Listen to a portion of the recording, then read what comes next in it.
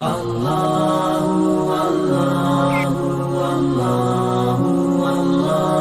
اشرح لی صدری ویسر لی امری واحلل عقدۃ من لسانی یفقہوا قولی اعوذ باللہ من الشیطان الرجیم بسم اللہ الرحمن الرحیم الذین آتیناہم الکتاب جن کو ہم نے دی ہے کتاب یعرفونہ پہچانتے ہیں اس کو کما یعرفون جیسے پہچانتے ہیں ابناءہم اپنے بیٹوں کو وان فریقا منہم اور بے شک ایک فرقہ ان میں سے لیکتمون چھپاتے ہیں حق کو وہم یعلمون جان کر الحق من ربک حق وہی ہے جو تیرا رب کہے فلا تکونن من الممترین پھر تو نہ ہو شک لانے والا۔ خلاصہ تفسیر، اس سے پہلی آیت میں اہل کتاب کا قبلہ مسلمین کو دل میں حق جاننے اور زبان سے نہ ماننے کا ذکر تھا۔ اس آیت میں انہی اہل کتاب کا صاحب قبلہ یعنی رسول اللہ صلی اللہ علیہ وسلم کو اسی طرح دل میں حق جاننے اور زبان سے نہ ماننے کا بیان ہے۔ جن لوگوں کو ہم نے کتاب تورات و انجیل دی ہے وہ لوگ رسول اللہ صلی اللہ علیہ وسلم کو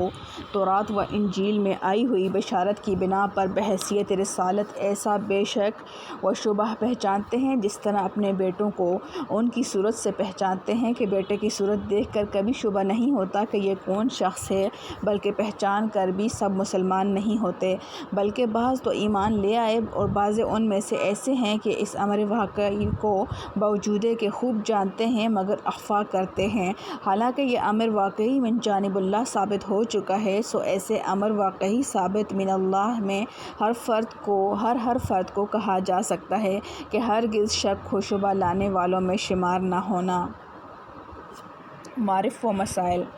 اس آیت میں رسول کریم صلی اللہ علیہ وسلم کو بحیثیت رسول پہچاننے کی تشبیہ اپنے بیٹوں کو پہچاننے کے ساتھ دی گئی ہے کہ یہ لوگ جس طرح اپنے بیٹوں کو پوری طرح پہچانتے ہیں، ان میں کبھی شبہ و اشتباہ نہیں ہوتا، اسی طرح تورات و انجیل میں جو رسول اللہ صلی اللہ علیہ وسلم کی بشارت اور آپ صلی اللہ علیہ وسلم کی واضح علامات و نشانات کا ذکر آیا ہے، اس کے ذریعہ یہ لوگ رسول اللہ صلی اللہ علیہ وسلم کو بھی یقینی طور سے جانتے پہچانتے ہیں۔ ان کا انکار محض عناد اور ہٹ درمی کی وجہ سے ہے۔ یہاں یہ بات قابل نظر ہے کہ پوری طرح پہچاننے کے لیے بیٹوں کی مثال دی گئی ہے، ماں باپ کی مثال نہیں دی گئی، حالانکہ آدمی اپنے ماں باپ کو بھی عادتاً خوب پہچانتا ہے۔ وجہ یہ ہے کہ بیٹوں کی پہچان ماں باپ کی پہچان کی نسبت بہت زیادہ ہے، کیونکہ انسان اپنے بیٹوں کو ابتدائے پیدائش سے اپنے ہاتھوں میں پالتا ہے۔ ان کے بدن کا کوئی حصہ ایسا نہیں ہوتا جو ماں باپ کی نظر سے اوجھل رہا ہو، بخلاف ماں باپ کے کہ ان کے اعضائے مستورہ پر اولاد کی کبھی نظر نہیں ہوتی۔